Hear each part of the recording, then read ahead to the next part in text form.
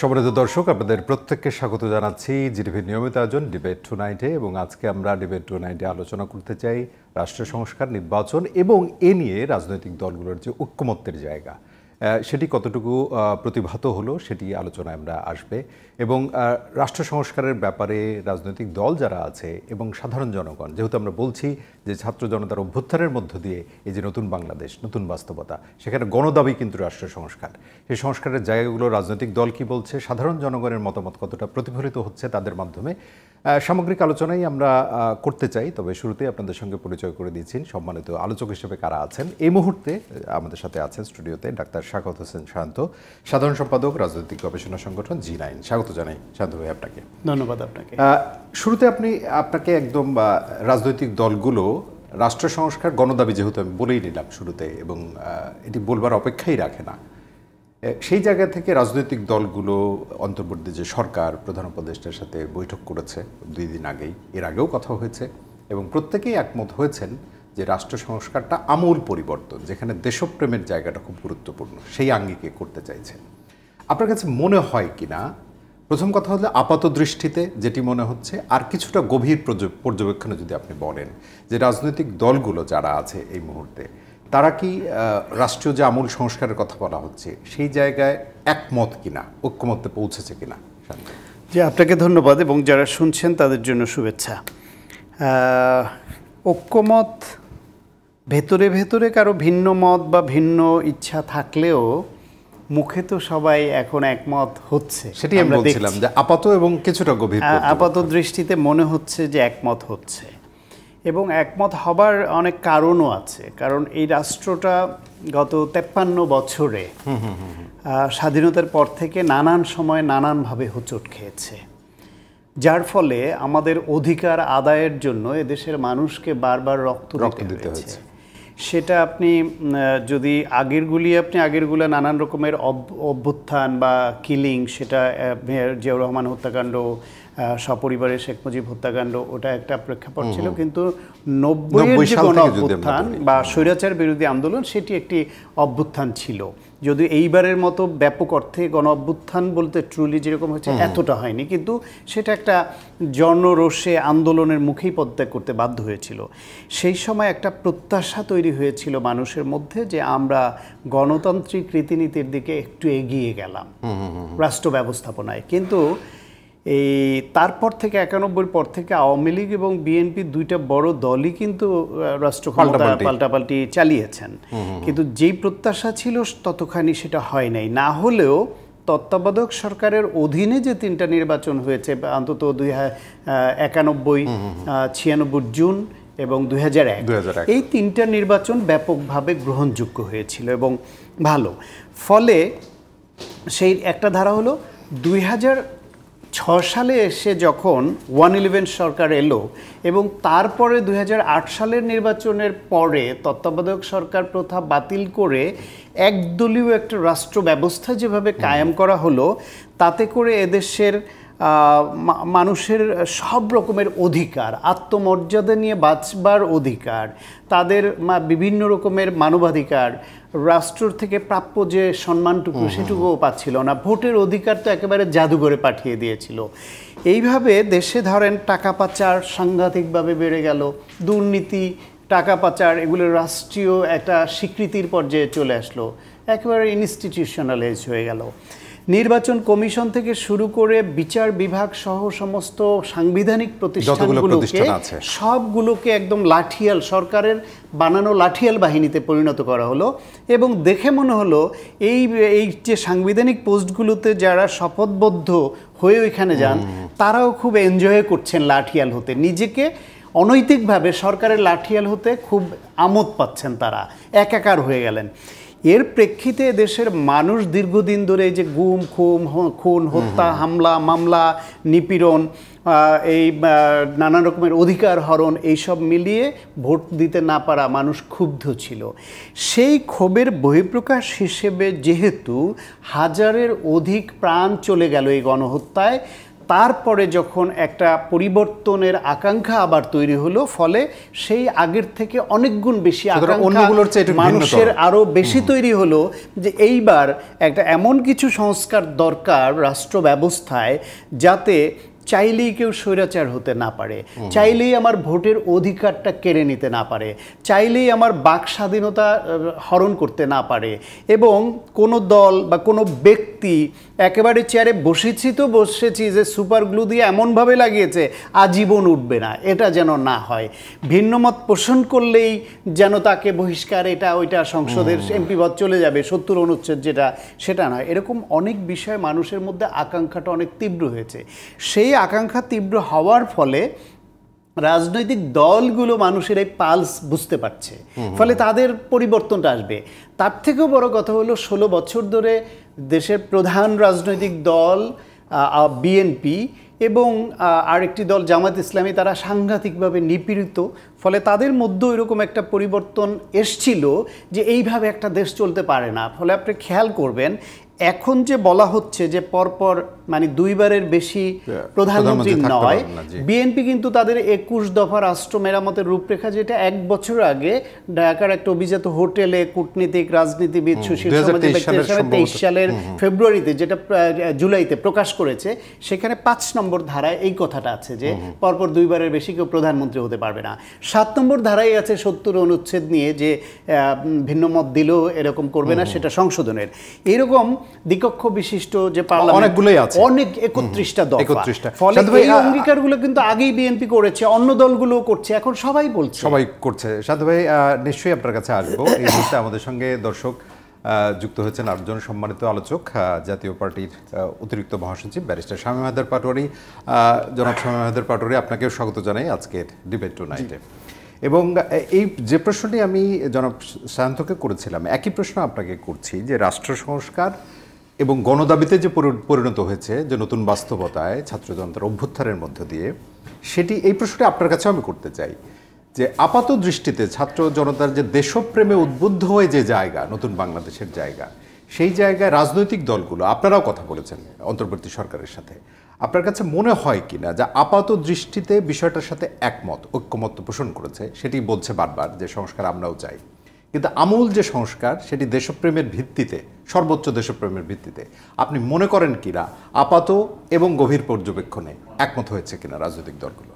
না, দেশপ্রেম তো একটা গভীর তাত্ত্বিক বিষয় এবং কোনো কোনো ক্ষেত্রে ডিবেটের বিষয়, কিন্তু কিছু ওয়াইজম্যান জনগণের একটা বড় অংশের সমর্থন নিয়ে সংবিধানে এমন কিছু অ্যামেন্ডমেন্ট করে আনতে হবে যেন ভবিষ্যতে কেউ চাইলেও এটা অ্যামেন্ডমেন্ট করে দীর্ঘদিন ক্ষমতায় থাকার একটা অপপ্রয়াস না চালায়, দানব হতে না পারে, সব প্রতিষ্ঠানকে ধ্বংস করতে না পারে এবং ক্ষমতার একীভূত যেন করতে না পারে। যেটা শান্ত ভাই বলছিলেন, আমাদের 15th অ্যামেন্ডমেন্ট সমস্যার সূত্রপাত তো আসলে ওখান থেকেই।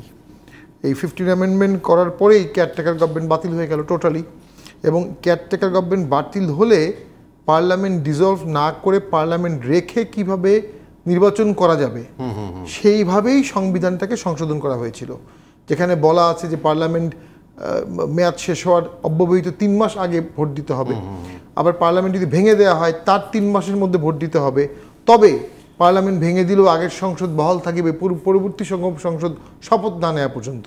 রাষ্ট্রপতি, সংসদ, প্রাইম মিনিস্টার 3জনই 3টা জায়গায় প্রতিষ্ঠানই পরবর্তী না হওয়া পর্যন্ত বহাল থাকবে। তো এগুলো কেন করা হয়েছিল? যাতে যিনি ক্ষমতায় আছেন বা যারা ক্ষমতায় আছে তারা কখনোই ক্ষমতাচ্যুত হবেন না, এরকম একটি সাংবিধানিক কাঠামো করে রেখেছিলেন। 15 অ্যামেন্ডমেন্ট সেটাকে বেগবান করেছে। আর কি করেছে? 7-এর ক খ দিয়ে নতুন একটা অপরাধ তৈরি করা হয়েছে। সংবিধান যদি কেউ সাবভার্ট করে, কেউ সাসপেন্ড করে, সেটাকে রাষ্ট্রদ্রোহ, সর্বোচ্চ হাই ট্রিজন এবং মৃত্যুদণ্ড পর্যন্ত শাস্তি রাখা আছে। এ সব কিছুই করা হয়েছিল যেহেতু ওই সরকারের মেজরিটি ছিল। মেজরিটি থাকার জন্য তারা সংবিধানটাকে এমনভাবে সাজিয়েছে যেন তাদের ক্ষমতায় থাকতে কোনো বাধাগ্রস্ত না হয়। আর প্রত্যেকটা জায়গায় অটোমেটিক্যালি প্রাইম মিনিস্টার চলে আসছে। অর্ডিন্যান্স জারি করতে গেলে প্রাইম মিনিস্টার লাগবে, এবং যদি আপনি ইমার্জেন্সি ঘোষণা করেন সেটাতেও প্রাইম মিনিস্টার লাগবে। তো এইভাবে করা হয়েছে কেন? যাতে ক্ষমতার একচ্ছত্র একটা আধিপত্য সৃষ্টি হয়। জনাব শামীম হায়দার পাটোয়ারী, একটুখানি প্রসঙ্গক্রমে আলোচনাটা আনি। সেটি হলো যে এখন যে রাজনৈতিক দলগুলোর সাথে যে আলোচনা হচ্ছে অন্তর্বর্তী সরকারের, সেখানে কিন্তু অনেকগুলো বিষয় উঠে এসছে, যেমন সংবিধানের কথা আপনি বলছিলেন যে বিভিন্ন কারণে এবং স্বার্থের জায়গায় যদি আমি বলি যে সংবিধানকে নানানভাবে কাটাছেঁড়া করা হয়েছে, এখন আলোচনা আছে যে এই সংবিধানকে রেখে অথবা সংবিধান পরিবর্তনের জায়গা অথবা নতুন সংবিধান, এই আলোচনাটাও কিন্তু বড় করে এসছে। ছোট করে যদি বলেন। বড় আলোচনাটা ছোট করে করা খুব কঠিন। এটা নির্ভর করবে chief adviser doctor Yunus sir কী ভাবছেন। উনি কি দীর্ঘমেয়াদী একটা সলিউশনে যেতে চাচ্ছেন নাকি একটা স্বল্পমেয়াদী সলিউশনে যেতে চাচ্ছেন? দীর্ঘমেয়াদী সলিউশনে গেলে উনি সংবিধানকে বাদ করে সংবিধান পরিশোধ করে নতুন সংবিধান করবেন। তার আগে তাকে হ্যাঁ না ভোট করতে হতে পারে, হ্যাঁ না ভোটের মাধ্যমে ম্যান্ডেট নিতে হবে। সেটা দীর্ঘ সমাধান, কিন্তু সেই দীর্ঘ সমাধানের জন্য 17 বছর 16 বছর আন্দোলন করেছে, জেলে গেছে, কষ্ট করেছে যে দলগুলো, তারা অতটুকু সময় তাকে দিবে কিনা আলোচনা করবে। সময় না দিলে তাদের উপর নির্যাতন হবে, যখন সময় না দিলে তারা নির্যাতন হবে তখন তারা একত্রিত হবে, এবং যে সমর্থনটা এই মুহূর্তে ডক্টর ইউনূস স্যার পাচ্ছেন তখন হয়তোবা সেটা উনি সেভাবে পাবেন না। সো সেটা আলোচনা করতে হবে। এটি কি এটি কি আসলে জনগণ বা ছাত্র জনতার পালস কি এরকম? না, ছাত্র জনতার পালসটা বোঝা তো খুব কঠিন। পালস বোঝার জন্য আপনাকে মিডিয়া, রাজনৈতিক দলের আপনি নির্যাতনের কথা বলছেন, কিন্তু শান্ত কিন্তু একটি কথা বলেছেন যে আগের কথা বাদই যদি দেওয়া যায়, 91-এর কথা যদি ধরি, 2008-এর কথা যদি ধরি, তাহলে জনগণের পালস বুঝতে কিন্তু ক্ষমতাসীন যারা হয়েছেন তারা কিন্তু ব্যর্থ হয়েছেন, মানুষ আশাহত হয়েছে। সুতরাং সেই আশার জায়গাটা কিভাবে আপনি নিশ্চিত করতে? আমি শান্ত ভাইয়ের সাথে একটু ডিফার করব। জনগণের পালস তারা অবশ্যই বুঝতে পেরেছিলেন, কিন্তু জনগণের পালস বুঝে যদি তারা কাজ করতেন তাহলে তারা পরবর্তী ভোটে ক্ষমতায় আসতে পারতেন না। সো পালস যাই বুঝুক, যেভাবে পরবর্তীতে ক্ষমতায় আসতে পারবে ঠিক সেভাবেই সব কিছু সাজিয়ে গুছিয়ে নিয়েছে।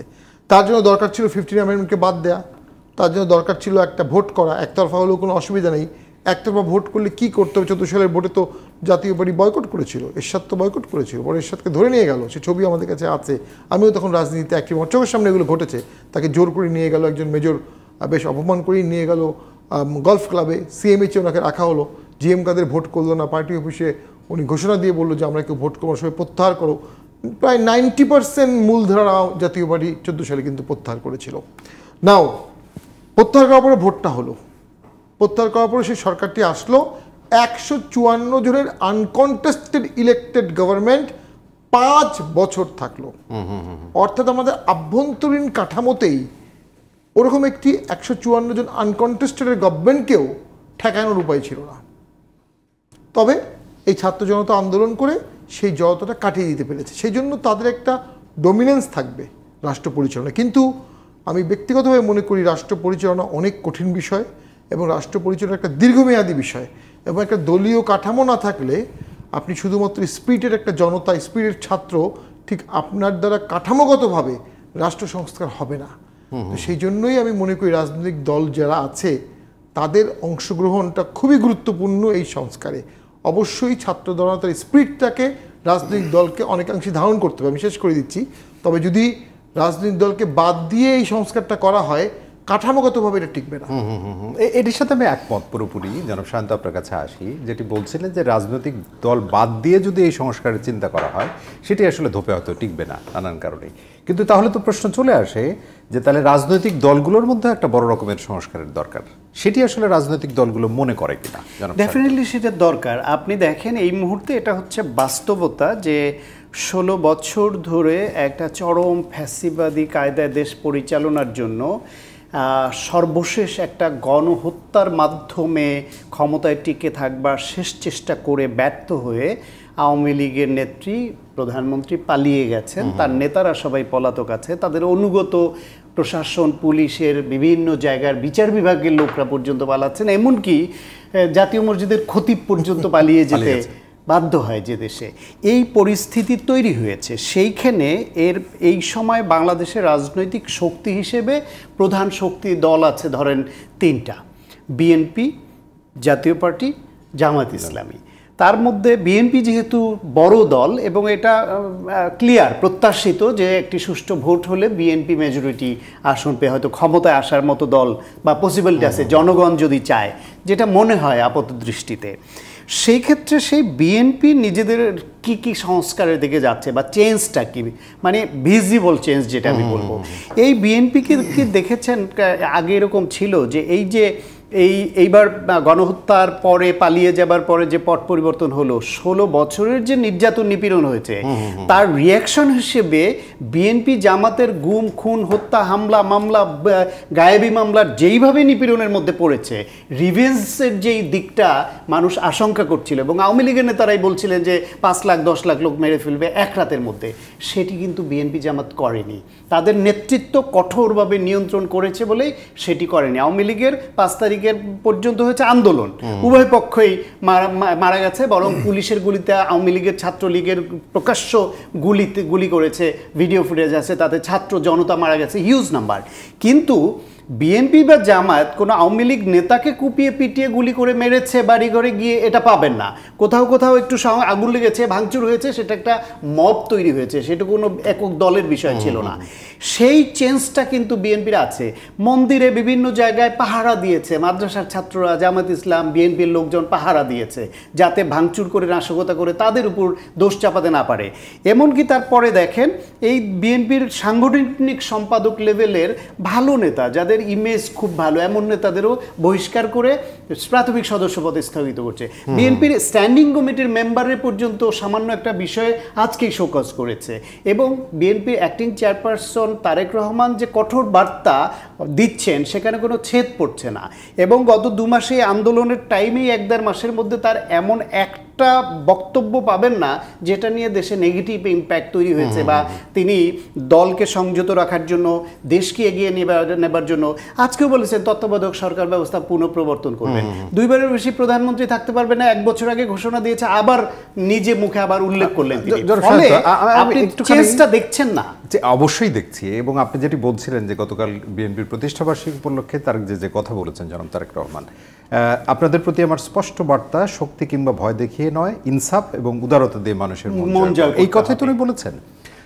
আমার মনে হয় কিনা যে রাজনৈতিক দল যখন ক্ষমতাসীন হয় এবং আগের অভিজ্ঞতা থেকে যদি আপনি বলেন, সেই ক্ষেত্রে মূল ব্যক্তি যিনি আছেন, মানে দল যিনি প্রধান, সরকার প্রধান যিনি থাকেন বা দলীয় প্রধান, তার হয়তো আন্তরিকতার অভাব থাকে না, কিন্তু নানান অনুষঙ্গের কারণে সংস্কারগুলো ব্যাহত হয় কিনা না, এবং এইটি সবসময় আমি আপনার সঙ্গে একমত হব না। বরং বাংলাদেশে ইতিপূর্বে যত অনাচার হয়েছে আপনি দেখবেন যে প্রধান যে তার শিথিলতা, অদূরদর্শিতা অথবা নিজেই পচে যাওয়া এর কোনো একটা ঘটেছে। হয় যোগ্যতার অভাব, শিথিলতা, উদাসীনতা, অন্যায়কারীকে প্রশ্রয় দেওয়া, অথবা নিজেই অন্যায়ে জড়িয়ে পড়া। রাষ্ট্রের নির্বাহী প্রধান তিনি যদি আয়না ঘরের মতো এই বিষয়ে অনুমোদন দিয়ে মানুষকে গুম করে মেরে ফেলার অনুমতি দিতে পারেন, তিনি যদি এইরকম ব্রিগেডিয়ার আজমির মতো এইরকম লেভেলের মানুষ বা মীর কাসিমের ছেলে কিংবা ইলিয়াস আলীর মতো আয়না ঘরে রাখা গুম করা, আপনার কি মনে হয় যে বাংলাদেশের কোনো বাহিনীর কোনো সদস্য তাদের খেয়ে দেওয়ার কাজ নাই যে এত বড় ঝুঁকি নিয়ে শত শত মানুষকে আয়না ঘরে রাখবে, গুম করে ফেলবে, এই লেভেলের লোকদের 8 বছর ধরে একটা রুমে আটকে রাখবে? 2 বছর আগে নেত্র নিউজে রিপোর্ট হয়েছে যে আয়না ঘরে ব্রিগেডিয়ার আজমি এবং ব্যারিস্টার আরমান আছে, সাক্ষ্য ছিল, যারা যারা ওইখানে গেছে ভুক্তভোগী তাদের সাক্ষ্য। 2 বছর আগে রিপোর্ট হয়েছে। যদি আকস্মিক পতন না হতো এবং আয়নাঘর থেকে জীবিত উদ্ধার এদের করা না যেত, আপনাকে আমি বিশ্বাস করাতে পারতাম আয়নাঘর বলে কিছু আছে। 2 বছর আগে নেত্র নিউজের রিপোর্টটাকেও বিশ্বাস করেছিল আওয়ামী লীগপন্থী কেউ। তাহলে এখন কি দেখছি, দেশে যদি পচে যায়, রাষ্ট্র ব্যবস্থার অনুগত সবাই পচে যায়। আর কখনো কখনো অযোগ্যতা উদাসীনতার জন্য এটা হয়। কিন্তু আমরা এইবারের যে জিনিসটা সেটা হলো প্রেসার গ্রুপ। রাষ্ট্র পরিচালনায় একটা প্রেসার গ্রুপ থাকতে হয়। এইবার যে ছাত্র জনতা যে অভ্যুত্থানের মাধ্যমে 1000-এর অধিক শহীদ হয়ে 500-র উপরে চোখ নষ্ট হয়েছে, পঙ্গু হয়েছে, এত বড় একটা ঘটনার মধ্য দিয়ে যে একটা গণ অভ্যুত্থান হয়ে একটা পরাজিত শক্তি বিতাড়িত হলো এবং নতুন একটা শক্তির উদ্ভব, রাষ্ট্র ব্যবস্থার উদ্ভব তারা চাচ্ছে, সেইখানে চাইলেই যে সহজে এখন অঙ্গীকার করে কেউ পার পাবেন এটা অন্তত আমি মনে করি। আপনি মনে করেন না? জনাব পারোয়ার, আপনার কাছে আসি। এই যে প্রেসার গ্রুপের কথা বললেন, এবং আরেকটি কথা, রাষ্ট্র সংস্কারের সাথে সাথে আরেকটি প্রসঙ্গ আছে, আপনি নিশ্চয়ই আপনার কাছ থেকে শুনতে চাইব। সেটা হলো নাগরিক সংস্কারও একটা গুরুত্বপূর্ণ বিষয়। কারণ সংবিধানে শুধু লেখা আছে জনগণই ক্ষমতার মূল উৎস। জনগণ কখনো ফিল করতে পারে কিনা যে আমি ক্ষমতার মূল উৎস, বা আমি যে ক্ষমতার মূল উৎস সেটি আসলে কিভাবে আমি জানান দেব, তার জন্য সংস্কারের জায়গাটা কেমন হতে পারে? না, একটা হচ্ছে যে মানে হ্যাঁ, জনমত কিভাবে নতুন সংস্কারের প্রতি, এই যে প্রেসার গ্রুপের কথা বললেন, প্রেসার গ্রুপটা তো মব, প্র্যাকটিক্যালি মব যা চাচ্ছে তাই হচ্ছে।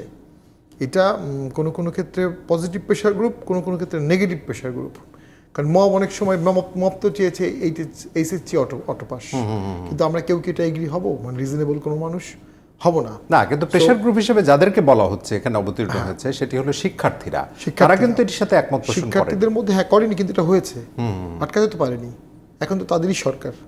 তো আপনি শুধু এখনো পর্যন্ত ছোটখাটো ভুল ত্রুটি হলো মেজরিটি পজিটিভ মুভি ছাত্রদের মুভটা এখনো প্রেশার গ্রুপ যাদেরকে আমরা বলছি পজিটিভ। আমাদের এই প্রেশার গ্রুপের মধ্যে থেকে রাষ্ট্রের দেশের জন্য দীর্ঘমেয়াদী কোনগুলো ভালো সেগুলোকে বেছে নিতে হবে, কোনগুলো ভালো না সেটা যুক্তি দিয়ে তাদেরকে বুঝাতে হবে। এখানে তীব্র ইডিওলজিক্যাল কনফ্লিক্ট ইনহেরেন্ট আছে। আমি এই ছেলেমেয়েদের কথাবার্তা শুনেছি, অত্যন্ত জ্ঞানী, কিন্তু ইটস এ মিক্সড ইডিওলজি। কিন্তু অ্যাপারেন্টলি ওখানে কিছু ইসলামিক ছোঁয়া আছে, কিছু প্রোগ্রেসিভ ছোঁয়া আছে, কিছু ভারত বিদ্বেষী আছে, আবার ইনক্লুশন আছে, সব মিলিয়ে সেটাই তো স্বাভাবিক, কারণ নানান মতপথের সেখান থেকে তত্ত্বটা বের করাটা মুশকিল। আরেকটা হচ্ছে শেখ হাসিনাকে পতন ঘটাতে rightist, leftist, ultra rightist, ultra leftist, মুফতিরা, হেফাজত, জামাত, চরমোনাই, বিএনপি সবাই একসাথে আন্দোলন করেছে। এখন যখন একটা নতুন সংবিধান হবে সবাই চাবে সেখানে তার আদর্শটা দিতে, অথবা কিছুদিনের মধ্যে তার ভাবদর্শতা সেখানে প্রতিফলিত করতে চাবে। এতগুলো কনফ্লিক্টিং আইডিয়া নিয়ে একটি সরকার একটু কিছুটা ইনহেরেন্ট কনফ্লিক্টের মধ্যে ভুগবে। Now whole thing depends on doctor Yunus. ওনাকে একটা সুস্পষ্ট বক্তব্য দিতে হবে সংবিধান রিপ্লেস হবে কিনা। আমি কিন্তু পার্সোনালি মনে করি সংবিধান রিপ্লেস করা যেতে পারে। তার কারণ হচ্ছে এই সংবিধান রেখে এই সরকারের চলা কঠিন হবে। এই সংবিধানকে রেখে আপনি এই মুহূর্তে কন্টিনিউয়াস অসাংবিধানিক কিছু ঘটতে পারে। আই মিন আপনার এই সংবিধানের ব্যত্যয় ঘটতে হবে। সে ব্যত্যয়টা সবাই মিলে আলোচনা করছে বলে পারমিসিবল, কিন্তু কেউ যদি বাধা দেয়, কেউ যদি অপোজ করে, তাহলে কিন্তু আইনগত জায়গা থেকে, আইনগত স্ট্রিক্ট আইনের ব্যাখ্যায় সেক্ষেত্রে একটা সংবিধান সাসপেন্ড করে হ্যানা ভোটের মাধ্যমে একটা কনস্টিটিউয়েন্ট পরিষদ করে নতুন সংবিধান করা যেতে পারে। তবে সেখানে ৭১-এর চেতনাকে বাদ দেওয়া যাবে না, ওটাকে মাথায় রাখতে হবে। আমাদের কিন্তু জন্ম একবার হয়ে গেছে, তো সেখানে অনেকগুলো চেতনা আছে। নতুন ছাত্রদের ভিত্তিতে কিছু নতুন চেতনা সেখানে আসতে পারে। সবচেয়ে বড় চেতনা হতে হবে নতুন সংবিধানে একটা হচ্ছে ডিসেন্ট্রালাইজেশন, আরটা হচ্ছে সীমাবদ্ধ সরকার। কি প্রক্রিয়ায় আমরা সীমাবদ্ধ সরকার করতে পারবো, সেই প্রক্রিয়ায় সংবিধানটাকে কাঠামোগত পরিবর্তন করতে হবে। আদারওয়াইজ বিদ্যমান, তবে এখানে একটি কাউন্টার যুক্তি দেওয়া যায়, এই সংবিধানের শতকরা ৮০% কিন্তু ৫৫-৬০ বছর ধরেই পরীক্ষিত। শুধু 10 to 20%। ইন পার্টিকুলার আমি মনে করি এই মুহূর্তে হাত দেওয়া উচিত ৮-এর পরের অ্যামেন্ডমেন্টগুলো। যেহেতু এই সরকার ছিল ১৬ বছর, ১৫.৫ বছর, এই সরকারের পতন হয়েছে, এই সরকারের কাজগুলোকেই যাচাই বাছাই করা উচিত যে এই সরকারের অ্যামেন্ডমেন্টগুলো এই সময় কোথায় কোথায় ঘাটতি আছে। এবং সেক্ষেত্রে খুব বেশি দেরি করা যাবে না, কারণ এটা আইডেন্টিফাই করতে হবে রিফর্ম কোথায় কোথায় হবে, দেন সেটা পলিসিগতভাবে থ্রো করতে হবে জনগণের মত মাঝখানে, এবং দেন সেটা ড্রাফট হবে, দেন সেটা হয়তো বা চলে আসবে আইদার অর্ডিন্যান্স। আবার সংবিধান অ্যামেন্ডমেন্ট আপনি অর্ডিন্যান্স দিয়ে করতে পারবেন কিনা এটা নিয়ে কোনো ডাউট আছে, পার্লামেন্ট লাগবে। তো সেই ক্ষেত্রে আইদার পার্লামেন্ট হবে, ইলেক্টেড পার্লামেন্ট, পরের পার্লামেন্টে এটার অনুমোদন দিলে সেই ক্ষেত্রে একটা উপায় হতে পারে যে ড্রাফট হয়ে থাকলো এবং পলিটিক্যাল পার্টিগুলো এন্ডোর্স করলো যে আমরা যেই ক্ষমতায় আসি আমরা সংসদে গিয়ে এটাকে প্রথম পাস করে নেব। তো এরকম অনেকগুলো নজিরও আছে। তো যে ক্ষেত্রে এটা ক্ষেত্রে পরশুদিন একটা খুব চমৎকার যেটা ঘটেছে যে জামাত এবং বিএনপি বাদে বাকি যে দলগুলো আছে সব দলগুলোকে ডক্টর ইউনূস স্যার ডেকেছিলেন এবং কথা শুনেছেন সবার কাছে।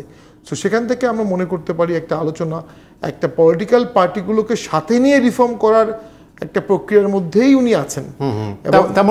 ন্যাচারালি সো, তার কারণ হচ্ছে দেশটা তো চালাবে রাজনৈতিক দলগুলোই, তো তারা যদি রিফর্মটাকে ওন না করে তারা ক্ষমতায় গিয়ে এটাকে ছুঁড়ে ফেলে দিবে। হ্যাঁ, বাবা সাহেব আম্বেদকর বলেছিলেন সংবিধান যখন মানা হবে না, I am the first person to burn it. তো এইটার জন্য পলিটিক্যাল পার্টিকে স্টেক হোল্ডার হিসেবে পাশে রাখলে তারা এটাকে ওন করবে, ডিজোন করবে না। আর কি দরকার সরকারের? একটা দীর্ঘমেয়াদী পরিকল্পনা, ভোটের দিকে আমাদের যেতে হবে। ডাক্তার শান্ত, আপনার কাছে একটুখানি এই প্রসঙ্গে যে এরপরে আসলে আমূল যে সংস্কারের কথা বলা হচ্ছে এবং সেই বিষয়ে আপাতত আপনি বললেন যে এক ধরনের ঐক্যমত্য আছে রাজনৈতিক দলগুলোর, সেই জায়গা থেকে নির্বাচন তো তারপরেই এবং জনগণের প্রতিনিধির হাতে ক্ষমতা হস্তান্তর, সেটি তো আসলে কাঙ্ক্ষিত জায়গা। সেটি নিয়ে এখন আপনি যেহেতু দীর্ঘদিন রাজনীতি নিয়ে কথা বলেন, মানে কোনো রকম শঙ্কার জায়গা কি তৈরি হলো আসলে, মানে মনে হয় কি না? আর যদি সেটি না হয়ে থাকে তাহলে নির্বাচনের ক্ষেত্রে সময় দেওয়ার ক্ষেত্রে যে রাজনৈতিক দলগুলো প্রধান উপদেষ্টার সাথে বৈঠক করেছেন তারা কিন্তু সবাই একই সুরে কথা বলেননি। আমি যদি উল্লেখ নাও করি, আপনি নিশ্চয়ই দেখেছেন, কেউ কেউ বলছে পর্যাপ্ত সময়, মানে নির্বাচনে এখনই চিন্তা করার কোনো কারণ নেই, অনেকের আছে এরকম। কেউ বলছে অযথা সময় নষ্ট না করে। মানে এই কথাগুলো কেন আসছে? কোনো শঙ্কা আছে কিনা আপনার কি মনে হয়? শঙ্কা বলতে কি 1/11-এর ওই সময় নিয়ে একটা তিক্ত অভিজ্ঞতা তো সব রাজনৈতিক দলের আছেই, কিন্তু আমি বিশ্বাস করি তখনকার যে সেনাবাহিনী নির্ভর যে সরকার ছিল 1/11-এর, এই সরকারটা সেই ক্যারেক্টারের না। এবং এই সরকারের যে ব্যক্তিরা আছেন তাদের মধ্যে অনেকেই খুব সৎ চিন্তার এবং দেশের ভালো চান, গণতন্ত্র মানবাধিকারের পক্ষে অবস্থান নেওয়া লোকজন এখানে আছে। ফলে ওই আশঙ্কাটা ওইভাবে আমি ব্যক্তিগতভাবে করি না। কিন্তু তারপরে বিষয় আছে মানুষের না, যেহেতু দাবিটা অনেক, প্রত্যাশার যেটা শুরুতে বলছি অনেক, এখন অনেক দাবি থাকার ফলে তাদের মাথায় যদি এটা ঢোকে যে মেজর রিফর্মস তারা করবে, দীর্ঘমেয়াদী রিফর্মসগুলো হাতে নিবে, তাহলে সেটা একটা ভুল হয়ে যেতে পারে। ওই যেটা শামীম ভাই বললেন যে রাজনৈতিক দলগুলো যদি ওন না করে, মানে স্টেক হোল্ডার কারা, রাজনৈতিক দলগুলি, সেই রাজনৈতিক দলগুলি এটা যদি ওন না করে তাহলে তাদের বাইরে গিয়া এটা করতে গেলে ঝামেলা বাঁধবে। এমনিতেই নানান গ্রুপের নানান রকমের সমস্যা। এই যে ধরেন সব সরকারি কর্মকর্তা কর্মচারীদের সম্পদের হিসাব চাইলো, এতে আমরা হ্যাপি, জনগণ হ্যাপি, কিন্তু নিশ্চয়ই সরকারি কর্মকর্তা কর্মচারীদের হ্যাপি হওয়ার কোনো কারণ নাই। অন্তত আমি নির্দ্বিধায় বলতে পারি একেবারে, তাতে যদি কেউ মনে করে যে আমি তাদের ছোট করছি, তাও 80% সরকারি কর্মকর্তা কর্মচারী কোনো না কোনোভাবে অসৎ উপার্জন করেছে। এবং এই ঘোষণার মধ্যে দিয়ে একটা থরকম্প অবস্থা তো তৈরি হয়েছে। এই হিসাব দিতে গেলে মিথ্যা তথ্য দিতে হবে এবং মিথ্যা তথ্য দেওয়ার জন্য তারা আবার অভিযুক্ত হবে, মামলা করবে। সুতরাং এই কঠিন অবস্থা এত বড় সাহসী একটা পদক্ষেপ নিল, ফলে প্রশাসন এদের কতদিন সহযোগিতা করবে? যে পুলিশ ব্যবস্থা একেবারে ভেঙে চুরে চুরমার করে দিয়েছে এই সরকার, তাদের জঘন্যতম লাঠিয়াল বাহিনীতে পরিণত করেছিল। একটা দেশে কি অবস্থা হলে পুলিশের একদম সর্বনিম্ন লোকটি থেকে শুরু করে আইজিপি পর্যন্ত পালাতে হয়, সেই পুলিশ তারাই তো এখানে আছে এখনো। কিছু বাধ্যতামূলক অবসর, তাও আইনের আওতায় আনা হলো না। তাদের বিরুদ্ধে ফৌজদারি অপরাধের নজির আছে, তারপরও মামলা আছে, তারপরও গ্রেফতার কিন্তু কাউকে করা হচ্ছে না, শুধু বাধ্যতামূলক অবসর। প্রশাসনের লোকজনদের তাই করেছে। ফলে পুলিশ, প্রশাসন, বিচার বিভাগ 16 বছর ধরে যেভাবে অনুগত লোকদের দিয়ে সাজিয়েছে, বিশেষ পরিস্থিতির কারণে ছাত্রদের ভয়ে, জনতার ভয়ে, অন্য রাজনৈতিক দলগুলোর ভয়ে তারা এখন ঘাপটি মেরে আছে। সুযোগ পেলেই তো ইরাপশন হবে। এই যে গার্মেন্টস ফ্যাক্টরিগুলোতে আজকে কি শুরু হয়েছে, এটা আজকে যৌথ বাহিনীর অভিযান চলছে, এটা কিভাবে কন্ট্রোল হবে, কতটুকু পারবে, এইখানেও আবার ছাত্ররা নামলে আবার সংঘর্ষ হবে কিনা। আলটিমেটলি শেখ হাসিনার যে এভাবে পতন হবে এটা তো 2 সপ্তাহ আগে কেউ ভাবেনি। এমনকি 5 তারিখে যে পতন হলো, 4 তারিখ 3 তারিখেও একটা সন্দেহ অনেকের মধ্যে কাজ করেছে যে এই সরকার, সেনাবাহিনী, পুলিশ, র্যাব, বিজিবি, এইটা সেটা সব তাদের, পতন কি হবে? ফলে কখন কি হয় বলা যায় না। সেই জন্য বড় রিফর্মসে হাত দিয়া রাজনৈতিক দলগুলোকে সঙ্গে না নিয়ে কোনো কিছু করতে গেলে বিপদ ঘটতেও পারে। ডাক্তার শান্ত, এই রাজনৈতিক দলগুলো নিয়েই তো এখন যে আলোচনা আছে সেটি তো মনেই হচ্ছে যে রাজনৈতিক দলগুলোকে নিয়েই, এবং অন্তর্বর্তী সরকার যেটি বলছে যে অযথা সময় নষ্ট না করে তারা নির্বাচন দিয়ে দিবে। কিন্তু এই যে মেজর রিফর্মসের কথা বললেন, মানে মেজর রিফর্মস বলতে আপনি আসলে কোন জায়গাগুলো, সেগুলো কত সময় দরকার? মেজর রিফর্মস বলতে কি, বাংলাদেশে যেই রকম জঞ্জাল তৈরি হয়েছে 53 বছরে আর মোস্টলি গত 16 বছরে, সেইটা সাফসুত্র করতে 1 দশকও পসিবল না। এত বড় বড় ঝামেলা পাকিয়ে রেখেছে। কিন্তু ওই রকম না গিয়ে আমাদের বেসিক যে চাওয়াটা, ক্ষমতার বিকেন্দ্রীকরণ, প্রধানমন্ত্রীর হাতে সমস্ত ক্ষমতা কেন্দ্রীভূত, সেটা না করে কি করে আপনি মানে ভারসাম্য আনবেন? এই কেউ ক্ষমতায় বসলে সে জনগণের রায়ের তোয়াক্কা করে না এবং সে ফ্যাসিবাদ হয়ে ওঠে এবং জনগণের কাছে জবাবদিহিতার প্রয়োজন পড়ে না। সেটা কি করে এনশিওর করবেন?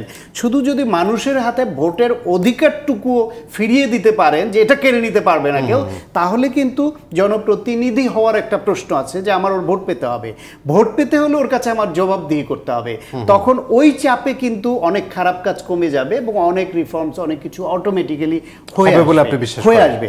রাজনৈতিক দলগুলোর মধ্যে এই যে যাকে খুশি পদে বসালাম, যাকে খুশি সরিয়ে দিলাম, এই প্রবণতা থেকে কাউন্সিলের মাধ্যমে গণতান্ত্রিক পদ্ধতিতে সৎ, মেধাবী, যোগ্য, ডেডিকেটেড নেতারা যাতে যোগ্য পদ পায়, সব দলগুলোরই যদি সেই দিকে একটু আসে, মানুষের পছন্দের, যেটা তারেক রহমান বলছেন যে মন জয় করার জন্য ইনসাফ, ভালো ব্যবহার, ভালো কাজ দিয়ে যে মন জয় করার, এইটা যেন রাজনৈতিক দলগুলোর একটা আরাধনা হয়। সেটা যদি করতে না পারে তাহলে শুধু কাগজ চেঞ্জ করে হবে না, মানসিকতা চেঞ্জ না করলে, শুধু কাগজ চেঞ্জ করলে হবে না।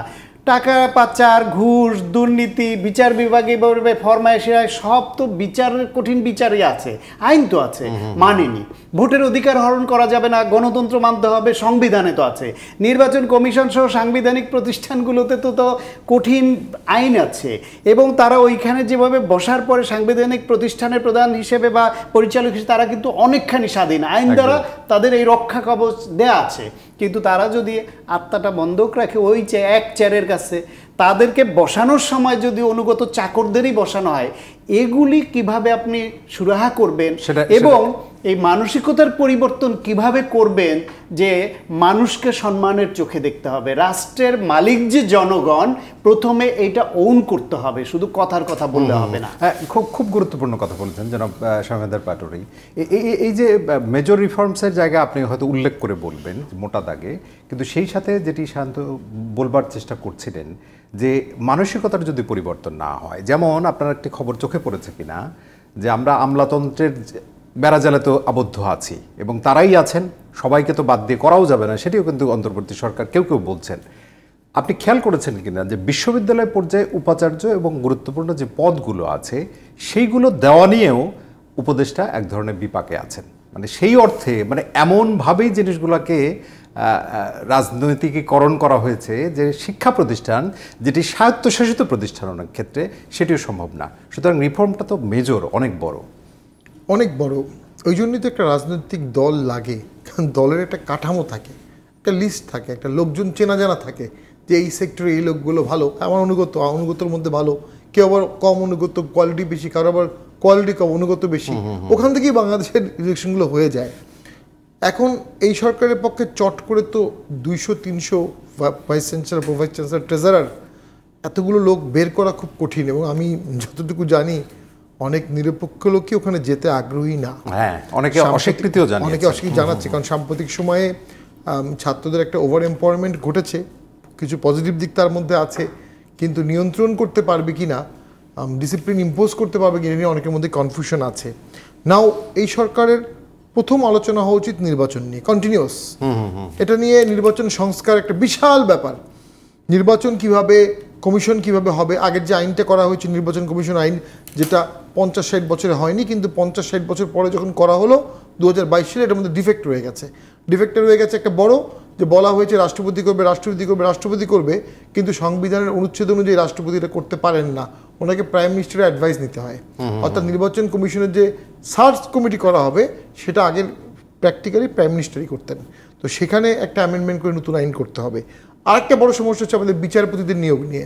এটা কার্টা ব্ল্যাঙ্কে অমনিবাস পাওয়ার প্রাইম মিনিস্টারের হাতে। প্রাইম মিনিস্টার যাকে চাবেন তাকেই নিয়োগ দিতে পারবেন, 10 বছরের জুডিশিয়াল এক্সপিরিয়েন্স অথবা 10 বছরের কোর্টে অ্যাডভোকেট হিসেবে, সুপ্রিম কোর্টে অ্যাডভোকেট হিসেবে এক্সপিরিয়েন্স, এই দুটো থাকলেই তার নিয়োগ দিতে পারবেন। এবং নিয়োগের পরে তার যে অ্যাপিলেট ডিভিশনে এলিভেশন, এটা in consultation with chief justice হওয়ার কথা, প্র্যাকটিক্যালি সেটা কতটা আমরা জানি না। জুনিয়র বিচারপতিকেও অ্যাপিলেট ডিভিশনে নেওয়ার প্রচুর নজির আছে, যেটা অ্যাপিলেট ডিভিশন থেকে চিফ জাস্টিস হওয়া, এটাও সরকারের সম্পূর্ণ স্বেচ্ছাধীন। জুডিশিয়ারি এক্ষেত্রে নিজের স্বাতন্ত্রতা রক্ষা করতে পারে নাই। ভারতের একটা কলেজিয়াম সিস্টেম ছিল, সেটার মাধ্যমে তারা বিচারপতি ভগবতী 1981 সালে ফুল কোর্ট রেফারেন্স করে এই নিয়োগটা করেছিলেন। পরবর্তীতে সেই কলেজিয়ামটা বাদ হয়ে যায়, কারণ বিচারপতির ছেলেদেরকে নিয়োগ দেওয়া হতো ওই কারণে। বাট আমাদের দেশে প্র্যাকটিক্যালি এটা কমপ্লিটলি প্রাইম মিনিস্টারের হাতে, বাস্তবতা বলছি। সেইখানে একটা সিস্টেম ডেভেলপ করতে হবে। এবং এই যে আমরা বলি বিচার বিভাগ নতজন হয়ে যায়, বিচার বিভাগ সাবসার্ভিস, কারণ তার তো কোনো মেরিট লিস্টের ভিত্তিতে হচ্ছে না। সে যে অনেস্ট থাকবে, সিনসিয়ার থাকবে, তার রক্ষা কবচ কোথায়? তাকে অ্যাপিলেট ডিভিশনে নেওয়া হবে না, তাকে চিফ জাস্টিস করা হবে না। সার্ভিসে আপনি যখন সিনিয়র হয়ে জুনিয়র চিফ জাস্টিস হবে, আপনি সিনিয়র হয়ে বসে থাকবেন, এটা সার্ভিসে মেনে নেওয়া যায় না। এবং এগুলো ঘটেছে গত 15 বছরে। আগে ঘটার ট্রাই করা হয়েছিল, সেগুলো ঠেকানো হয়েছিল, 10-15 বছর ঠেকানো যায়নি। ওইখানে একটা ফান্ডামেন্টাল রিফর্ম দরকার। আর আমি মনে করি এই সরকার অবশ্যই অনেক বেশি লম্বা সময় নেওয়া ঠিক হবে না। আমি শেষ করে দিচ্ছি, সেক্ষেত্রে সরকারকে প্যারালাল কিছু আস্থার কাজ করতে হবে। একটা হচ্ছে ঢাকার ট্রাফিক ভয়ঙ্কর অবস্থা আজকে, এটা নিয়ন্ত্রণ করতে হবে। হজের প্যাকেজ, আমি নিজেও হজে গিয়েছি, কাউন্ট করে দেখেছি সুষ্ঠু ব্যবস্থা না করলে এর থেকে অনেক কম খরচে হজ করা উচিত, এবং পশ্চিমবঙ্গে এর থেকে কম খরচে মমতা ব্যানার্জি হজে পাঠায়, সেটি বোধহয় অ্যাড্রেস করেছে। তো সেটা একটা রিফ্লেকশন করলে চমৎকার জিনিস হবে। এবং যেটা কালকেও বলছিলাম যে আমাদের প্রবাসীরা যখন বিদেশে যায় দেখা যায় একটা সিন্ডিকেটের মাধ্যমে টিকিটটা বাড়িয়ে দেওয়া হয়, 30-40 হাজার টিকিট 1,80,000 90,000 টাকা হয়। তারা এত টাকা দিয়ে যায়, আবার টিকিটের টাকা, ওইখানে একটা ফেয়ার প্রাইস টিকিট করা দরকার, জিরো মাইগ্রেশন কস্ট করা দরকার, দ্রব্যমূল্য নিয়ন্ত্রণ, এই কটা জিনিস করতে হবে। আর নিরাপত্তা, আপনি একদিন সরকারে থাকতে গেলেও আপনাকে ন্যাশন ওয়াইজ নিরাপত্তা নিশ্চিত করতে হবে। কী কারণে পুলিশ মরালাইজড হচ্ছে না, কী কারণে পুলিশ ডিমোরালাইজড? তারা চাকরি করে, শপথ নিয়েছে, যখন যে সরকার থাকবে সেই সরকার নির্দেশ মানতে তারা বাধ্য। আমার কাছে মনে হয় পুলিশকে ফুল স্কেল মাঠে রাখতেই হবে, এর কোনো বিকল্প নাই। তো এগুলো যদি না করা হয়, শুধু সংস্কার, শুধু দেশের সংস্কার দিলেও মানুষ এক পর্যায়ে একটু হোপলেস হতে পারে। আর নির্বাচন সংস্কার নিয়ে প্যারালাল একজন উপদেষ্টাকে দায়িত্ব দেওয়া উচিত, অথবা একটা বডিকে দায়িত্ব দেওয়া উচিত। তারা প্যারালাল সিভিল সোসাইটি, মিডিয়া, রাজনৈতিক দল সবার সাথে আলোচনা করে একটা সংস্কারের শ্বেতপত্র তৈরি করবে। সেখানে ইলেকশন কমিশন কীভাবে কাজ করবে, সবচেয়ে বড় সমস্যা হচ্ছে যেটা শান্ত ভাই বললেন, ইলেকশন কমিশন স্বাধীনভাবে কাজ করবে কিভাবে, তার সিলেকশনটা তো প্রাইম মিনিস্টার থেকেই হতো প্র্যাকটিক্যালি। আর ইলেকশন কমিশনে যিনি একটা বাজে টেন্স চলে আসছিল, সেটা হচ্ছে যিনি অ্যাডমিন ক্যাডারের একটু সিনিয়র অফিসার, তাকে ইলেকশন কমিশনের সচিব করা হতো। ইলেকশন কমিশনের সচিব কখনো ইলেকশন কমিশন থেকে আনা হতো না, ডেপুটেশন আনা হতো। কাজের যে অভিজ্ঞতা, নট অনলি দ্যাট, ইলেকশন কমিশনের মেম্বারও একজন দুজনকে ওই অ্যাডমিন ক্যাডার থেকে আনা হতো। অনেক ক্ষেত্রে আপনার সিএসিও তো হয়েছে অ্যাডমিন ক্যাডার থেকে, সেটা অবশ্য খারাপ না। দেখা গেছে আগের ইলেকশন কমিশনার ভালো থাকলেও তারা ভালো কাজ করতে পারেনি। 14 সালে যে ইলেকশন কমিশনার ছিলেন তাদের কিন্তু পার্সোনাল রেকর্ড কিন্তু অসম্ভব ভালো, কিন্তু তারা কিন্তু একটা একতরফা ভোট ঠেকাতে পারেননি। কেন পারেননি? সংবিধানে তার সেই সুযোগ নাই। কেন পারেননি? তাদের যে ম্যান্ডেট আছে সেখানে তার সুযোগ নাই। তো ওই অ্যামেন্ডমেন্টটাও দরকার। যদি মেজরিটি সরকারি ক্ষমতায় ছিল পূর্বে এমন কোনো দল ভোট বর্জন করে, তাহলে ইলেকশন কমিশন প্রয়োজনে তফসিল পিছাতে পারবে। যদি 50% ভোট কাস্ট না হয়, রিপোলিং হবে। যদি 25% নেগেটিভ ভোট কাস্ট হয়, রিপোলিং হবে। 14 সালের এক্সপিরিয়েন্সটা মাথায় রাখতে হবে। কখনোই 10%-এর বেশি উইথ আনকন্টেস্ট ইলেক্টেড হতে পারবে না। 14 সালে 51% হয়েছিল। 14 সালের এক্সপিরিয়েন্স থেকেই রিফর্মটা আমাদের সাজাতে হবে, যাতে আরেকটা 14 সাল না ঘটে। আমি প্র্যাকটিক্যালি মনে করি সমস্ত প্রবলেমের রুট 14 সালের একতরফা ইলেকশন, এবং যেটা আমরা ঠেকাতে পারিনি সবাই মিলে। সেখান থেকে কনসিকুয়েন্সিয়াল একটা দানব সরকার হয়ে গেছে। কেন? সবাই ধরেই নিয়েছে এই সরকার দীর্ঘদিন ক্ষমতায় থাকবে। তারপরে 18 সালের ইলেকশন হলো, 24 সালের হলো। আমি এখন মনে করি বিএনপি বাংলাদেশের অ্যাট দ্য মোমেন্ট সবচেয়ে বড় দল এবং যথেষ্ট লিবারেল একটি দল। আমি মনে করি এই পরিস্থিতি তারা যে নির্যাতন ফেস করেছে তুলনামূলক সেই পরিমাণ তারা রেভেন্স নিচ্ছে না, কম্পারেটিভলি চেষ্টা করছে ঠেকানোর। পুলিশ না থাকার কারণে পারছে না। বিএনপির একটা ন্যাশনাল ডায়ালগ ডাকা উচিত, মতামতগুলো নেওয়া উচিত, এবং সেগুলো টাইম টু টাইম উপদেষ্টা পরিষদকে জানানো দরকার। জাতীয় পার্টিও একটি রিফর্ম এজেন্ডা তৈরি করছে, তারাও সেটা আমরা যথাযথ কর্তৃপক্ষের কাছে পৌঁছে দেব। এবং সব রাজনৈতিক দলকে বসতে হবে, আলোচনা করতে হবে। ভোট 1 বছর পরে হোক, 2 বছর পরে হোক। যেখানে জামাত ইসলামের আমির সাহেব বলেছেন 3 বছরও দিতে চাই না, 3 মাসও দিতে চাই না, কিন্তু কেউ কিন্তু টার্মটা বলতে পারছে না। এসে সেই ক্ষেত্রে চিফ অ্যাডভাইজারকে একটা গাইডেন্স দিতে হবে যে আমি এরকম সময় একটা ইলেকশন করার চিন্তা ভাবনা করছি। আমি জনাব শান্ত, এইটিও খুব গুরুত্বপূর্ণ প্রসঙ্গ। অর্থাৎ নির্বাচন তো আলটিমেটলি জনগণের প্রতিনিধির কাছে ক্ষমতা হস্তান্তর করা। সেক্ষেত্রে রাষ্ট্র সংস্কার বলি এবং যা যা সংস্কার, সেই নিয়ে রাজনৈতিক দলগুলো একটি সুপারিশ তো দিয়েছেই এখন, কিন্তু নির্বাচনের ব্যাপারেও পরিপূর্ণভাবে তাদের মধ্যে ডিসকাশনের মধ্য দিয়ে সেটি আসলে জাতির সামনে উপস্থাপন করা জরুরি কিনা আপনি মনে করেন? না, সেটি তো অবশ্যই জরুরি, এবং আমার ধারণা সেটা করবেও। মাত্রই সরকারটি 3 সপ্তাহ সামান্য বেশি হয়েছে, তারাও এর মধ্যে নিজেরা একটা রূপরেখা তৈরি করবে। তারা রিফর্ম করলো কতটুকু কোন মেয়াদি কতটুকু করবে, কোনগুলো ইমার্জেন্সি করবে, কোনগুলো মধ্যমেয়াদী হবে, দীর্ঘমেয়াদীটা কোনগুলো তারা অন্তত শুরু করে দিয়ে যেতে পারে। যেমন আরেকটা আগে যেটা বললাম যে এই প্রশাসনের কর্মকর্তা কর্মচারীদের যে সম্পদের বিবরণী চাওয়া, এইটা রাজনৈতিক দলের সরকারের পক্ষে খুব ডিফিকাল্ট। ফলে কিছু কিছু জিনিস কিন্তু এইরকম ইন্টারিম গভর্নমেন্ট বা অরাজনৈতিক সরকারের পক্ষে করা সহজ, কারণ তাদের নিজেদের পোষ্য থাকে না, নিজেদের সুবিধাভোগী গ্রুপ থাকে না, তাদের এদিক ওদিক অত তাকাতে হয় না, সিদ্ধান্তটা নিতে পারে। আমি আজকেই আমার চেম্বারে মানে একজনের সঙ্গে কথা বলছিলাম যে হাতির ঝিলটা যে 111-এর সময় আমরা এত গালি দিই সরকারকে যে উদ্ধার করলো দখলদারিত্ব মুক্ত করে, যেটা এইটা বিএনপি, আওয়ামী লীগ বা অন্য কোনো রাজনৈতিক দলের পক্ষে এত নির্বিঘ্নে হয়তো সম্ভব হতো না। ট্রাক টার্মিনাল এরকম। ফলে এই সরকারের হাতে ওইরকম সুযোগ আছে এবং রাজনৈতিক দলগুলোর এটা অ্যালাউ করা উচিত যে যেহেতু আমরা রাজনৈতিক দলের আমাদের নেতা কর্মীদের পুষতে হয়, বিভিন্ন বেনিফিশিয়ারি গ্রুপ পুষতে হয়, এটা কিন্তু ন্যাচারাল হয় রাজনৈতিক সরকার বা দলকে। সেই ক্ষেত্রে সেই রিফর্মগুলো তাদেরও আকাঙ্ক্ষা, কিন্তু তারা বাধ্যবাধকতার কারণে, সীমাবদ্ধতার কারণে পারে না। ওই রিফর্মগুলো যেন এই সরকারকে দিয়ে করিয়ে নেয় যাতে দেশের এবং মানুষের উপকার হয়, এটি তাদের দেওয়া দরকার। আরেকটা হচ্ছে সময় নিয়ে, যেটা বলছিলেন যে সময় কতটুকু বলছে বিএনপি মহাসচিব প্রথম বলছেন বা তারেক রহমান যে যৌক্তিক সময় দেয়া হবে। জামায়াত ইসলামী এটা নিয়ে সমালোচনা করলো, পরে তারা একই লাইনে আসছে, জামায়াতের আমিরও পরে বলছেন যে যৌক্তিক সময় দেওয়া হবে। এবং যৌক্তিক সময়টা কি, এটা একটা এলডিপির ক্ষেত্রে বলা হয়েছে যে তারা সংস্কারটাই প্রধান হিসেবে দেখে, মানে নির্বাচন মানে ছোট দল যাদের ক্ষমতায় আসবার সম্ভাবনা নাই তাদের, আর বড় দল যারা ক্ষমতায় আসার সম্ভাবনা আছে, দুইটার চাওয়াটা একরকম হবে না আপনার।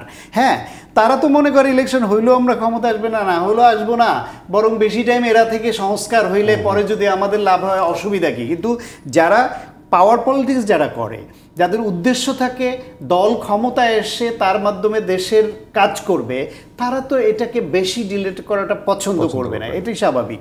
সেই ক্ষেত্রে যৌক্তিক সময় বলতে হয়তো এরকম কিছু মিন করা হবে যে একটি সুষ্ঠু নির্বাচন করবার জন্য সেটা সংশ্লিষ্ট যে সংস্কারগুলি সেগুলি যেন করা হয়, এর বাইরে বড়কারের যে হাত দিয়ে যেন সময় ক্ষেপণ না করা হয়। সেটা করতে গেলে তখন তারা যাতে প্রতিবাদ করতে পারে বা একটু বাধা দরকার হলেও দিতে পারে, সেই জন্য এই স্পেসটা তারা রেখে দেওয়ার জন্যই বলছে যে যৌক্তিক সময়। জনাব শামীম হায়দার পাটোয়ারী, আরেকটি বিষয় শেষ দিকে আমরা আছি, সেটি হলো যে বিদ্যমান ব্যবস্থায় রাষ্ট্র সংস্কারের বা সব দলের অংশগ্রহণ, মানে বিদ্যমান ব্যবস্থায় সব দলের অংশগ্রহণ কিভাবে নিশ্চিত করা যায়? অর্থাৎ যেটি বলছিলেন যে যার আসলে ভোটার সংখ্যা অনেক বেশি, তার সাথে ছোট ছোট দলগুলো যারা আছে তারাও অনেক যৌক্তিক কথা উপস্থাপন করতে চায়, এই ব্যবস্থায় সেটি আসলে কিভাবে নিশ্চিত করা? আমাদের সংবিধানে ওই আনুপাতিক নির্বাচন ব্যবস্থা যদি আনা যায়, যে জাতীয় পার্টি বলেছে, তাহলে এটা সম্ভব। আপনি যদি সারা দেশে 1% ভোট পান, আপনার সংসদে 3টা আসন থাকবে। যদি আপনি 0.5% ভোট পান, 0.5, তাহলে আপনার 1.5টা বা 2টো আসন থাকবে। এটা এরশাদ স্যারের একটা থিঙ্ক ট্যাঙ্ক ছিল এবং এটা পৃথিবীর অনেক দেশেই আছে। এরকম একটি সিস্টেম করা যেতে পারে। আরেকটি করা যেতে পারে যে দ্বিকক্ষ বিশিষ্ট আইনসভা হবে, তার আপার হাউস হবে একটি, লোয়ার হাউসটা সম্পূর্ণ ইলেক্টেড হবে। আপার হাউসটা পলিটিক্যাল পার্টির রিপ্রেজেন্টেশন থাকবে, সিভিল সোসাইটি থাকবে, ট্রাইবাল রিপ্রেজেন্টেশন থাকবে, ধর্মীয় রিপ্রেজেন্টেশন থাকবে, প্রাতিষ্ঠানিক রিপ্রেজেন্টেশন থাকবে, মিডিয়া থেকে, ডাক্তার থেকে, ইঞ্জিনিয়ারিং থেকে, এক্স আর্মি অফিসার থেকে। এইটা করলে অনেকের ইনক্লুশন হবে এই রাষ্ট্রের। জি, বিএনপির 31 দফার এটা আছে, আমি দেখেছি, এবং আমি দেখেছি বিএনপির 31 দফার মধ্যে অনেকগুলোই সর্বজন স্বীকৃত হওয়ার সম্ভাবনা আছে, অনেকগুলোই। সেটা এখন আমাদের এই বর্তমান অন্তর্বর্তী সরকারকেই সিদ্ধান্ত নিতে হবে। এর মধ্যে আরেকটি আছে যে একটি দল গঠন হবে কিনা। একটি দল গঠন হতে পারে, নুরুদ দল আছে, নুরুর সাথেই এই সমন্বয়ের অনেকে ওতপ্রোতভাবে একসময় জড়িত ছিল, তারাও ভোট করতে পারে, ইটস নর্মাল। এখন সেখানে অন্তর্বর্তী সরকারের উপদেষ্টারা অংশগ্রহণ করবেন কি না, কারণ তারা তো নিরপেক্ষভাবে আছেন, সেখানে একটি তীক্ষ্ণ নজর রাজনীতিবিদরা কিন্তু সেখানে রাখবে, কারণ তারা নিরপেক্ষতার একটা শপথ নিয়ে কিন্তু আসছেন। সেই ক্ষেত্রে আস্থা, এবং ডক্টর ইউনূসের ওপর সবার একটি আস্থা আছে। উনি যদি একটি রোডম্যাপ দিয়ে দেন, সবাই বিলিভ করবেন সেই রোডম্যাপটি ফলো করবেন, এবং সেই রোডম্যাপ অনুযায়ী রাজনৈতিক দলগুলোর এখানে অস্থির হওয়ারও কিছু নাই। যদিও মানুষের হিউম্যান ক্যারেক্টারই হচ্ছে সে ভোটের জন্য পাগল হয়ে যায়, 17 বছর ভোট দিতে পারেনি, 17 বছর এমপি হতে পারেনি, 17 মাস কিন্তু তার জন্য এখন সহ্য করা খুবই কঠিন, কিন্তু বাস্তবতা জিনিসকে করতে হবে। আরেকটা জিনিস আমি মনে করি, ফরেন পলিসি 111-এর সাথে অনেকে আপনারা বলছেন, আমি নিজেও চিন্তা করে দেখেছি 111 কিন্তু সকল সুপার পাওয়ারের সাপোর্ট ছিল, ইনক্লুডিং বিএনপির ওল্ড ফ্রেন্ড চায়নাও নানা কারণে 111-এর অ্যান্টাগনিস্টিক ছিল না। এখন কিন্তু একটা পোলারাইজেশনের মধ্যেই বাংলাদেশ আছে, সুপার পাওয়ারের পলিটিক্সের একটা পার্ট এই গভর্নমেন্টের সাথে অ্যাক্টিভলি আছে, আরেকটা অংশ হয়তো বা এখনও সাপোর্ট দিচ্ছে না। একটা ন্যাশনাল কনসেনসাস হয়ে গেলে তখন আমাদের ফরেন পলিসি একটা করতে হবে। ফরেন পলিসি কোনো দলীয় হতে পারে না, সেই ফরেন পলিসি একটা করতে হবে এবং সবাই এন্ডোর্স করতে হবে। সামনের 20 বছর আমরা সকলেই এই একটা ফরেন পলিসি ফলো করব। এটি আমাদের জন্য খুবই এসেনশিয়াল। এটি না হওয়ার কারণেই অনেকগুলো প্রবলেম হয়েছে, এবং ভারতের সাথে যে বাংলাদেশের মানুষের সাথে দূরত্ব, প্রধান কারণ তো এইটাই যে ভারত ভাবতো আওয়ামী লীগকে দিয়েই তাদের সমস্ত ফরেন পলিসি মেনটেন হবে। আওয়ামী লীগও ভারতের পারপাস সার্ভ করে ভাবতো যে ক্ষমতায় থাকা যাবে। এখান থেকে বের হয়ে এসে ন্যাশনাল ডায়ালগের মাধ্যমে ন্যাশনাল ফরেন পলিসি করতে হবে, পার্মানেন্ট। সেটি আসলে জনাব শামীম পাটোয়ারী, শেষ 1 মিনিট করে আপনার কাছে শুনবো এবং জনাব শান্ত আপনার কাছে শুনবো। সেটি হলো একটি টার্ম আপনি নিশ্চয়ই জানবেন, আপনি অত্যন্ত প্রাজ্ঞ লোক। সেটি হলো যে এই যে সংস্কারের কথা বললাম, যাই বললাম, আপনি রাজধানী সহ সারা দেশ জুড়ে যে গ্রাফিতিগুলো অঙ্কন হয়েছে আপনার নিশ্চয়ই চোখে পড়েছে দেশ জুড়ে, সেখানে কিন্তু এমন কোনো বিষয় নেই যেটি আসলে প্রতিভাত হয়নি, অর্থাৎ সংস্কারের জায়গা আপনার প্রতিটি জায়গা আছে। কিন্তু একটি টার্ম আছে, বিউইল্ডার্ড হার্ড, আপনি নিশ্চয়ই শুনেছেন সেটি, যে যখন আসলে জনগণের মতামতের প্রতিফলন ঘটে না, যখন ক্ষমতাসীন হয় কোনো রাজনৈতিক দল, তখন আসলে জনগণ এক ধরনের হতবিহ্বল হয়ে তাকিয়ে থাকে। সেই অবস্থা যাতে না হয় সেটা খুব গুরুত্বপূর্ণ কিনা মনে করেন? 1 মিনিট করবো না। অবশ্যই সেটা তো খুবই একটা জিনিস সকলকে আমাদের বুঝতে হবে। এত বিশাল একটি বিপ্লবের পরে যে সরকারটি আসছে, এতগুলো জীবন লসের পরে, সেই সরকারকে যদি এক্সেপশনাল রিফর্ম না করে তাহলে কিন্তু সরকারটা ফিউটাল হয়ে যাবে। আর আমরা যতই বলি একটা পলিটিক্যাল গভর্নমেন্ট এসে এই ধরনের গভর্নমেন্টের মতো রিফর্ম করতে পারবে না, কিছু রিফর্ম এই সরকারকে করে ফেলতে হবে কুইক। দুর্নীতির জায়গাগুলো, ব্যাংক কমিশন, বিভিন্ন কমিশনকে স্ট্রেনথেন করা, বিভিন্ন আইন তৈরি করা, যেহেতু অর্ডিন্যান্স দিয়ে আপনি আইন করতে পারেন, যে আইনগুলো সিভিল সোসাইটি দীর্ঘদিন ধরে বলছে। এবং আমি একজন অ্যাক্টিভিস্ট, এনজিও ওয়ার্কার, একজন এমপি হিসেবে দেখেছি অসংখ্য যৌক্তিক সংস্কার বললেও সেটা আওয়ামী লীগ সরকার নেয়নি, যেটাতে আওয়ামী লীগ সরকারের কোনো পলিটিক্যাল প্রবলেম ছিল না। পলিটিক্যালগুলো বাদ দিলাম আমরা, তো সেইগুলো এই সরকারকে করতে হবে, যাতে 15-20 বছর এটা 111 কিন্তু প্রচুর সংস্কার করেছিল, প্রচুর। তো আমি এখন যেটা মনে করি, জনগণের স্টেক হোল্ডারদের কাছে শুনতে হবে, শুনে এই রিফর্মগুলো করতে হবে। ধন্যবাদ ডাক্তার শান্ত, শেষ 1 মিনিট। আসলে এই যে এই গণ অভ্যুত্থানটা যেভাবে হলো, গত 16 বছরের ফ্যাসিবাদের একটা জবাব যেভাবে এলো, এ থেকে আমার ধারণা এবং বিশ্বাস যে আমরা প্রত্যেকেই কিছু না কিছু শিক্ষা গ্রহণ করব। যদিও বলা হয় যে ইতিহাসের বড় শিক্ষা হচ্ছে ইতিহাস থেকে কেউ শেখে না, কিন্তু এই শিক্ষাটা গুরুত্বপূর্ণ যে আওয়ামী লীগের মতো, শেখ হাসিনার এই সরকারের মতো এত দানব, বড় দানব বাংলাদেশে অতীতে হয়নি, ভবিষ্যতে কেউ হতে পারবে না। সেই দানবই টিকে নি। সুতরাং এমন পথে যারা ক্ষমতায় আসবে তাদের যাওয়া উচিত হবে না যে এর থেকে যদি এই পরিণতিটা মনে থাকে, থেকেও করুণ পরিণতি হয়। একদমই। ডাক্তার স্বাগত হোসেন শান্ত, অসংখ্য ধন্যবাদ। জনাব শামীম পাটোয়ারী, আপনাকে অসংখ্য ধন্যবাদ, এবং দর্শক আপনাদেরকেও ধন্যবাদ। এবং রাষ্ট্র সংস্কার এবং নির্বাচন, রাজনৈতিক দলগুলোর ঐক্যমত আছে, কিন্তু সবচেয়ে বড় কথা যে সংবিধানের শুধু কথামাত্রা, যে জনগণই ক্ষমতার মূল উৎস, সেটি আসলে প্রতিটি অংশীজন যারা আছে রাজনীতির জায়গায়, সেটি আসলে ভেতরগতভাবে অনুধাবন করতে পারলেই হয়তো আমাদের যে কাঙ্ক্ষিত রাষ্ট্র, যে স্বপ্নের রাষ্ট্র, সেটি হয়তো প্রতিষ্ঠিত হবে। সবাইকে ধন্যবাদ সঙ্গে থাকবার জন্য।